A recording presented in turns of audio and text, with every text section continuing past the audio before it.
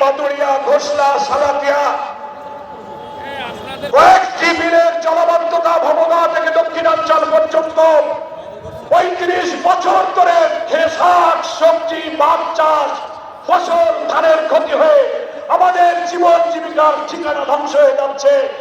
ইনশাআল্লাহ নতুন বাংলাদেশ নির্মিত হলে ৬০-এর দশকের ওয়াক্তা বাঁধ এবং দক্ষিণ অঞ্চলের উপকূলীয় কয়রা পাইকগাছা মটিয়াগাছা দাপম অঞ্চলের উপকূলীয় অঞ্চলের টেকসই বাঁধ নির্মাণ করে এই অঞ্চলের কৃষি মৎস্যকে বাঁচিয়ে রাখতে হবে। আমরা খুলনার বিশেষায়িত হাসপাতাল একটা আছে, সেখানে আধুনিক যন্ত্রপাতি নাই, চিকিৎসার সংকট। কর্তৃত্ববাদী শাসকেরা এক সময় এই হাসপাতালকে নিয়ে রাজনীতি করেছিল। এখন মুক্ত বাংলাদেশে বিশেষায়িত হাসপাতালের আধুনিকায়ন করে সার্বিক উন্নয়ন করতে হবে। বন্ধ মিল কারখানা, হালিশপুর, খুলনা নিউজপ্রিন্ট, হারবোর্ড, পাটকল, চিনিকল, ম্যাচ ফ্যাক্টরি, টেক্সটাইল মিল সব বন্ধ হয়ে গেছে। লক্ষ লক্ষ শ্রমিক বেকার।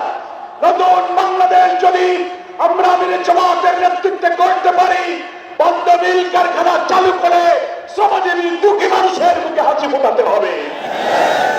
সম্মানিত আমিরে জামাত, খুলনায় আপনি জেনে অবাক হবেন, একটা বিভাগীয় শহর, খুলনায় কোনো গ্যাস লাইন নাই।